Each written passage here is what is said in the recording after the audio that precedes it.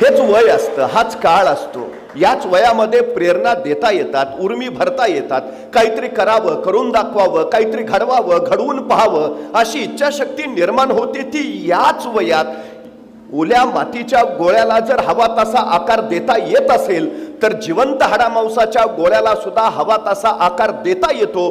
फक्त माती ओली हवी आणि वय संस्कारक्षम हवं. एकदा माती सुकली आणि वय निघून गेलं, मग कितीही सांगितलं तरी त्याचा परिणाम होत नाही.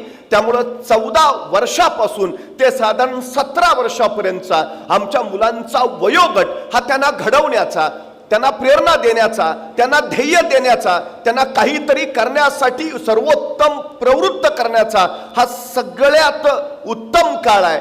या काळात जर तुम्ही ती प्रेरणा दिली तर निश्चितपणे तुमची मुलं ही त्यांच्या कर्तृत्वाचा ध्वज अवघ्या जगतात फडकावतील, ही निश्चितपणे आहे.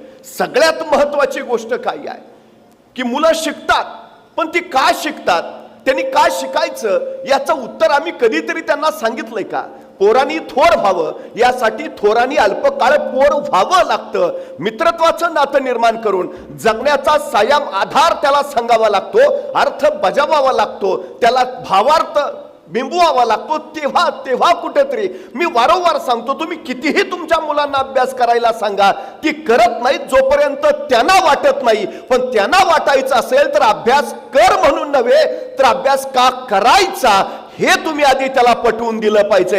एकदा ते पटवून दिलं की मग तुमची मुलं त्यांच्या पुढच्या प्रवासाला निघतील. या जगामध्ये दुसरं सामर्थ्यशाली काही नाही, फक्त माणसाचं मन हे जगात सगळ्यात सामर्थ्यशाली आहे. या जगात तुमचा पराभव दुसरा कुणीही करू शकत नाही, तुमचा पराभव फक्त तुम्ही करता.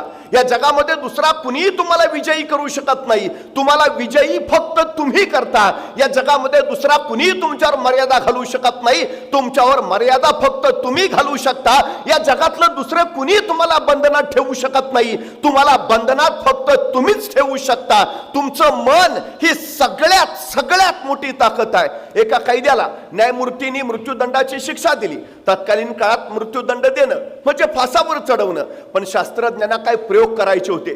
त्यांनी न्यायमूर्तींना विनंती केली, या कायद्याला फासावर चढवून मृत्यूदंड देण्यापेक्षा याला विषारी सर्पाचा दंश देऊन मृत्यूदंड देऊया. न्यायमूर्तींनी संमती दिली. त्याच दिवशी त्या कायद्याला सांगितलं, परवा सकाळी 11 वाजता तुला विषारी सर्पाचा दंश होईल आणि तू मरशील.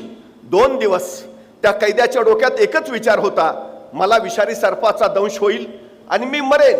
प्रत्यक्ष शिक्षेचा दिवस उजाडला. त्या कैद्याला बाहेर काढलं. अधिकारी शास्त्रज्ञ जमा झाले.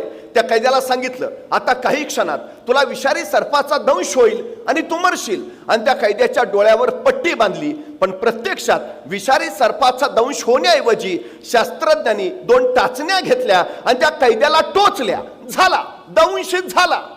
अर्ध्या तासात त्या कैद्याच्या तोंडातून फेस बाहेर आला आणि पुढच्या 1.5 तासात शरीर काळं निळं पडून तो मरण पावला. प्रत्यक्षात विषारी सर्पाचा दंश झाला होता का? विषारी सर्प तुम्हाला मारत नाही, तुमच्या मनातला विचार तुम्हाला मारून टाकतो.